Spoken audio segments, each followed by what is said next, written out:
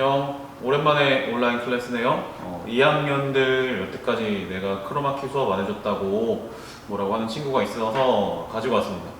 합성을 빵 하면은 또 멋있는 화면이 나올 거예요. 이번 시간부터 3시간 동안 저랑 같이 할 내용은 생명체가 살 수 있는 환경, 그리고 어떻게 외계 생명체를 찾는가, 외계 생명체가 살고 있는 행성을 찾아내는가에 대한 얘기로 수업을 진행하도록 하겠습니다. 본격적인 수업을 진행하도록 하죠. 네. 유인물은 14페이지부터고요. 참고로 여러분 유인물에는 다 빈칸이 뚫려 있지만 선생님은 수업 자료는 다 일부러 빈칸을 채워서 뒀으니까 여러분 보면서 유인물에 하나씩 적어주시면 좋을 것 같습니다. 진행하도록 하죠. 다음 페이지 볼게요. 네, 생명체가 살 수 있는 조건에는 어떠한 것들이 있는가 해놓고 표가 굉장히 많이 나와 있습니다. 굉장히 많이 나와 있는데 여기 나와 있는 요소들 정말 하나하나 다 중요하니까 체크 꼭 해주고 가시기 바랍니다. 네, 첫 번째로 태양의 질량, 그 다음 태양과 지구 사이 거리, 그 다음 액체 상태의 물의 존재라고 나와 있으면서 이렇게 한꺼번에 묶여 있어요. 내가 왜 이걸 묶어놨을까 생각을 해야지. 지금 태양의 질량, 지구 사이 거리, 액체 상태 물의 존재, 이 세 개가 사실 어떠한 단어와 연관이 있습니다. 그 단어는 바로 온도겠죠. 온도. 자, 옆에 모르는 친구들은 옆에다가 적어주시면 좋을 것 같아요. 온도. 당연히 태양의 질량, 온도에 영향을 줄 것이고, 태양과 지구 사이 거리, 마찬가지로 온도에 영향을 줄 거예요. 그 다음에 액체 상태의 물의 존재, 여기가 제일 중요한 포인트인데, 우리가 물의 어는 점하고 끓는 점 다 잘 알고 있지. 물이 얼기 위해서는 0도씨 온도가 돼야 되고, 물이 끓기 위해서는 100도씨의 온도를 가져야 되는데, 지구에 지금 액체 상태에 물이 존재할 수 있는 이유는 뭐겠어요? 지구의 평균적인 기온이 0도와 100도 사이에 어떤 특정한 값을 갖기 때문이다 겠지. 그래서 옆에 나와 있는 이유 한번 봅시다. 항성으로부터 적당한 거리에 떨어져 있어 물이 액체 상태로 존재할 수 있다. 적당한 거리에 떨어져 있다라는 말이 중요해. 만약에 태양과 지구 사이의 거리가 현재보다 멀다면 당연히 평균 기온은 낮아지겠죠. 평균 기온이 낮아지다가 0도 미만으로 떨어져 버리게 되면 지구의 액체 상태의 물은 쉽게 존재할 수 없을 것이다. 반대에 마찬가지겠지. 태양과 지구 사이가 가까워져 버리면은 당연히 더 지구의 평균 기온은 올라갈 것이고, 그 온도가 100도씨를 넘게 되는 순간 지표면에 존재하는 물들이 끓기 시작합니다. 그러면 당연히 물을 필요로 하는 우리 같은 생명체들은 살 수 없는 환경이 될 것이다. 생각할 수 있을 것 같습니다. 네, 두 번째 보시면 물질 대사에 필요한 적당한 온도라고 쓰여져 있는데, 물질 대사와 관련한 내용은 생명과학 시간에 자세하게 다루었겠지만, 단백질이 적당한 활동을 하기 위해서 필요한 온도 범위가 있지. 그 온도 범위를 지구의 기온이 넘거나 혹은 부족하지 않기 때문에 우리 같은 생명체가 잘 살아갈 수 있다라는 내용을 담았습니다. 지구과학이기 때문에 요거에 대한 설명은 자세하게 하진 않을게요. 다음으로 넘어갑시다. 밑에 보시면 태양의 진화 있습니다. 태양의 진화, 여기가 제일 중요한 포인트인데, 여기가 중요한 포인트는 태양의 진화와 관련된 내용은 여러분이 오프라인 수업에서 다루게 될 내용이기 때문입니다. 다시, 태양의 진화는 오프라인 수업에서 엄청 자세하게 다루겠습니다. 일단 보시면 항성 진화 속도가 적당했기 때문에 생명체가 발생할 시간이 충분했다라는 내용이야. 항성의 진화 속도가 적당히 느리기 때문에 생명체가 발생할 시간이 충분했다. 이 소리 뭐냐? 만약에 태양이 좀 더 빠르게 진화하는 애였으면 벌써 죽어버렸을 수도 있습니다. 그럼 여러분이 인간으로 진화하기 이전 단계의 어떤 단계에서 더 생존하지 못했겠죠. 혹은 포유류가 등장하기 전 시대에 이미 지구가 사라졌을 수도 있고, 혹은 삼엽충이 기어다니는 시대에 지구가 멸망했을 수도 있다. 이런 느낌으로 생각하시면 되고, 자세한 내용은 오프라인에서 진행하겠습니다. 자, 다음으로 지구 자기장이라고 쓰여 있는 부분 보시면 자기장이라고 하는 게 뭐죠? 마찬가지로 물리 시간에 좀 다뤄야 되는 내용인데 자기력을 가지고 있는가, 자석의 힘을 가지고 있는가. 이거 쉬운 설명이에요. 자석의 힘을 가지고 있는가야. 그러면 예를 들어 이런 느낌이지. 밖에서 내가 마음에 안 든다고 누군가 철가루를 얍 하고 뿌렸어. 근데 선생님이 자석을 이렇게 둘러싸고 있어. 자석으로 둘러싸인 어떤 공간에 있다고 생각을 하면은 철가루를 얍 하고 뿌려도 그 공간 주변에 어떤 특정한 부분에만 달라붙을 수 있는 거예요. 누구한테 피해를 안 주고 가운데 있는 나한테 피해를 주지 않아요. 실제로 지구는 지구 자기장이 지구를 이렇게 감싸고 있는 형태입니다. 그래서 바깥에서 자성을 가지고 있는 물질이 약 하고 유입돼도 어떤 특정한 부분에만 유입이 되지 지구 표면으로 직접적으로 오는 경우는 그렇게 많지 않습니다. 요거와 관련된 내용은 오로라라고 하는 아주 유명한 현상 있죠? 오로라랑 연관되는데 마찬가지로 이 설명을 길게 하다 보면은 너무 좀 내용이 방대해지다 보니까 나중에 기회가 되면은 학교에서 설명을 해드리는 걸로 할게요. 자, 중요한 거 보겠습니다. 밑에 대기 있어요. 대기. 그 다음에 대기가 옆에 4가지 요소가 적혀 있어.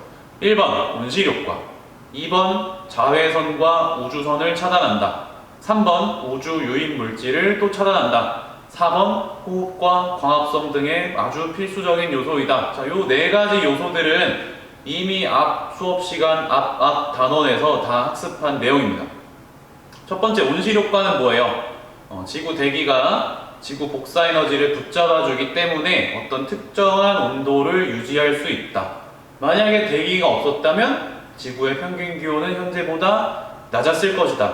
지구의 평균 기온이 현재보다 낮았다면 아마도 항성으로부터 적당한 거리 물이 액체 상태에 존재하기 어려웠을 것이고 물질 대사에 필요한 적당한 온도가 아니었기 때문에 우리가 살기 힘들었을 것이다 라는 식으로 생각하시면 되겠습니다. 두 번째로 자외선과 우주선을 차단한다. 요거는 옆에다가 오존층이라고 적어주시면 좀 이해가 쉬울 것 같아요. 오존층이 있기 때문에 외부에서 유입되는 자외선을 차단해준다. 알고 있습니다. 그럼 세 번째, 우주 유인 물질. 와, 엄청 어려운데 다른 말로 유성이라고 할까요? 유성? 세 글자로 휴 하고 떨어지는 별똥별 혹은 메테오 생각하시면 됩니다. 만약에 대기가 없었다면은 그냥 갔다가 지구 표면에 쿵 하고 떨어졌을 텐데 지금 대기가 있기 때문에 우리가 별똥별 하면 딱 무슨 이미지가 떠오르죠? 하늘에서 이렇게 반짝반짝 빛나고 있는 모습을 생각할 수 있어요. 대기로 유입되면서 대기 마찰력에 의해서 표면부에 불이 붙게 돼요. 마치 성냥을 이렇게 성냥 칙 하고 긁은 것처럼 불이 붙게 되는 현상 때문에 결국에 그게 지구로 쭉 다 유입되는 것이 아니라 일부가 타버리고 아주 작은 부분만 유입되게 되는 것이죠. 그렇지 않은 경우는 달을 생각하세요. 달에는 대기가 없어서 크레이터라고 불리는 운석 충돌한 자국이 굉장히 많습니다. 체크하시고 4번은 엄지수 선생님한테 물어보시면 되겠습니다. 이렇게 해야 제 수업 시간을 줄일 수 있어요. 다음 장 넘어가겠습니다. 또 요소들이 굉장히 많은데 요거 사실 앞단원에서 다뤘어야 되는 내용인데 여러분하고 시간이 충분하지 않아서 좀 패스한 건데요. 여러분이 여기서 제일 중요하게 봐줘야 될 거는 공전궤도 이심률. 자, 요거 그냥 잠깐 제끼고 지구 자전축의 경사 요것도 잠깐 패스할게요. 밑에 보세요. 달과 태양의 인력입니다. 달과 태양의 인력. 달과 태양의 인력. 자, 일단 1번. 달의 인력으로 갯벌과 같은 생태계 형성한다. 이거 아주 좋은 얘기야. 그거보다 더 중요한 건 바로 이렇게 무서운 시뻘건색이 쳐져 있는 2번이겠죠. 자, 2번에 무엇이라고 써 있습니까? 항성의 기조력에 의해 무슨 현상이 나타난다? 조석 고정이 나타난다. 조석 고정이 나타난다. 하고 밑에 정의를 써드렸어요. 천체가 자신보다 질량이 큰 천체를 공전할 때 자전하는 주기와 공전하는 주기가 서로 일치하는 현상을 우리가 뭐라고 부른다? 조석 고정이라고 부릅니다. 다시, 어떤 천체가 질량이 큰 천체를 공전할 때 공전하는 주기와 자전하는 주기가 서로 일치하는 현상을 조석 고정이라고 부른다고 해요. 다른 말로 5글자 써 있어. 뭐? 동주기 자전이라는 말로 표현합니다. 아, 선생님 이거 도무지 무슨 말인지 이해가 안 돼요. 라는 질문을 할 것 같아서 짤 보여드릴게요. 다음 장 보세요. 자, 지금 왼쪽하고 여러분 기준 오른쪽에 짤 2개를 띄워놨습니다. 여기서 동주기 자전이 무엇일까 맞춰보세요. 시간은 10초 드리겠습니다.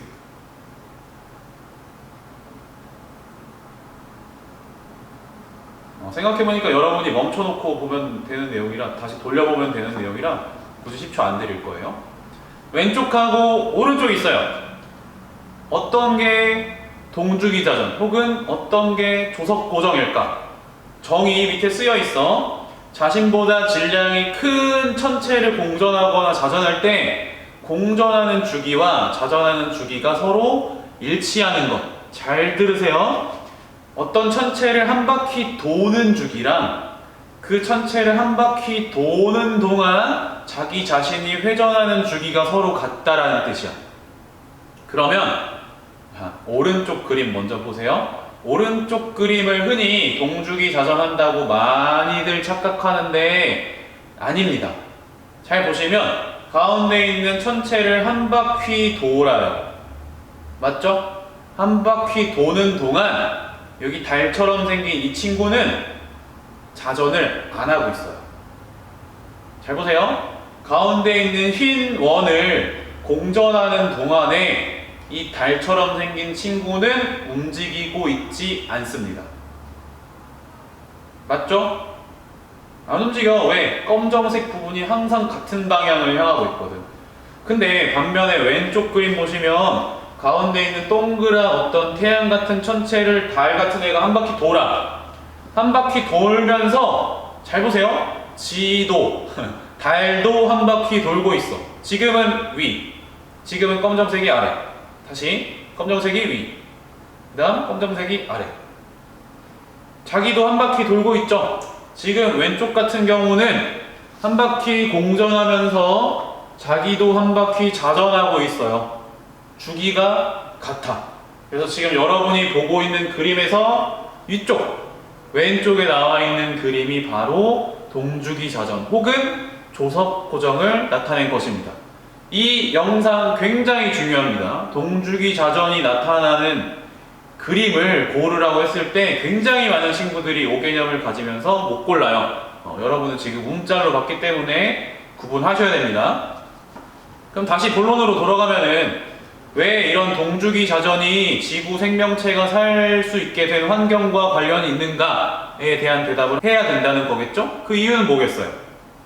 잘 생각하세요. 지금 이 왼쪽 같은 친구는 항상 검정색 면이 별을 돌고 있어. 항상 검정색 면이 별을 돌고 있어.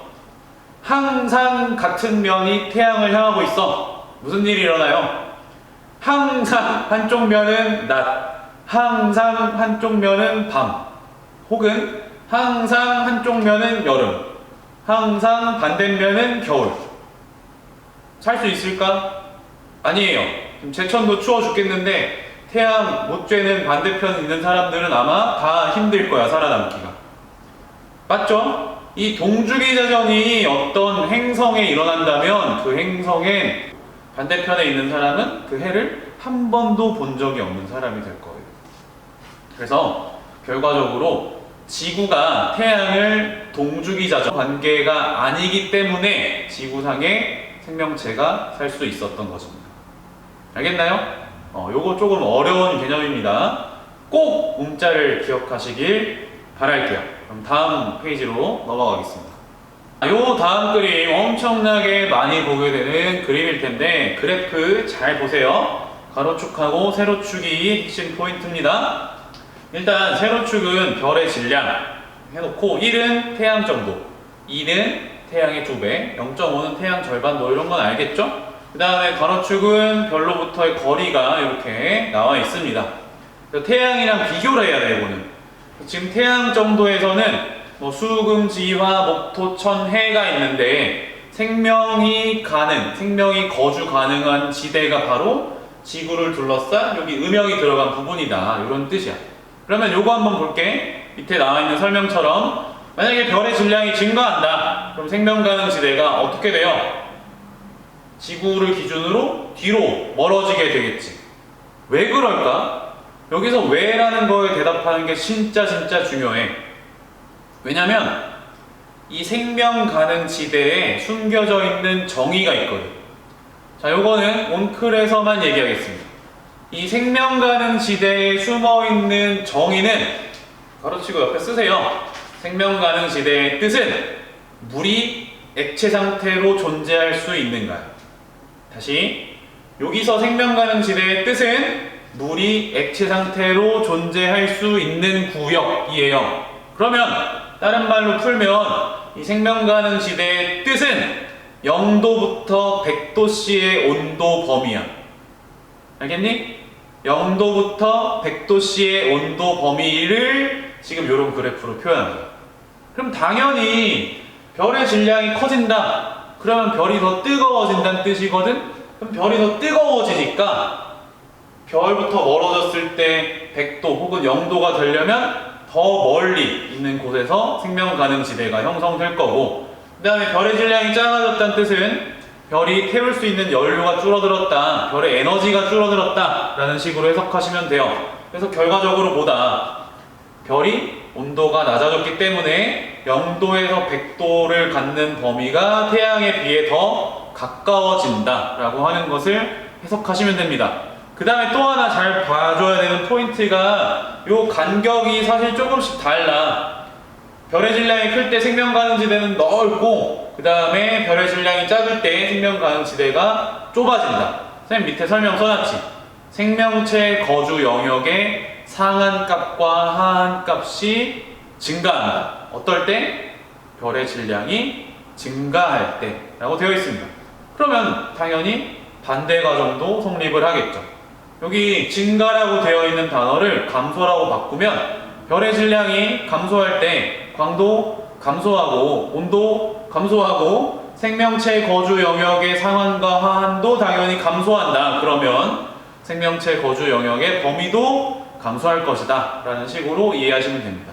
이 그림 정말 시험에 자주 나와서 이제 너무너무 자주 나와가지고 좀 다른 그림을 내. 어떤 거? 이런 식으로.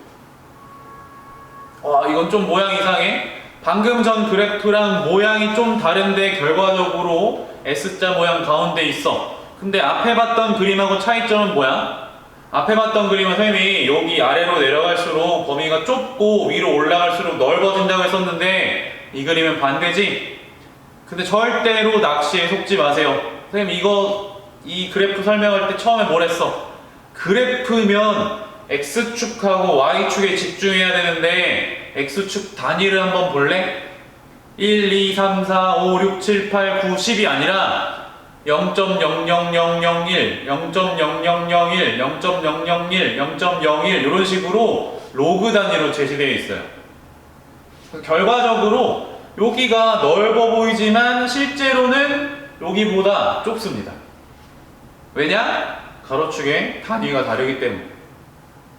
이 부분 좀 깊게 설명하기가 시간이 벅차서 이 정도로 설명할 테니까 모르면 학교로 찾아오세요. 학교로 찾아오는 게 아니라 오프라인 때 물어보세요. 여기 집중해서 보세요. 다음 넘어갈게. 또 이상한 그림이 나왔어. 요거는 또 한번 잘 봐봐. 가로축하고 세로축이 뭔지 봐야 되는데 그래도 이건 S자 모양도 아니에요. 그래, 앞에서 봤던 그런 그래프가 아니라 지금은 가로축은 태양부터 거리, 가로축은 거리, 그리고 얘는 또 1, 2, 3 이렇게 그냥 숫자 단위로 나와 있어. 아까 세로축은 질량이었거든. 근데 지금은 뭐라고 써있니? 시간이라 써있어. 그렇지. 그래서 이 그래프는 태양의 일생 동안 생명 가능 지대가 어떻게 변화했는가에 대한 자료야. 다시, 태양의 일생 동안 생명 가능 지대가 어떻게 변화했는가에 대한 자료입니다. 그럼 바로 해석할 수 있어요. 옛날에는 좁았는데, 그리고 태양에 가까웠는데, 점점 태양이 진화하면서 생명 가능 지대가 멀어진다. 그리고 넓어진다. 해석해야지. 그럼 또 반대로. 생명가능지대가 멀어지고 넓어지려면 태양의 온도가 점점 어떻게 되고 있다?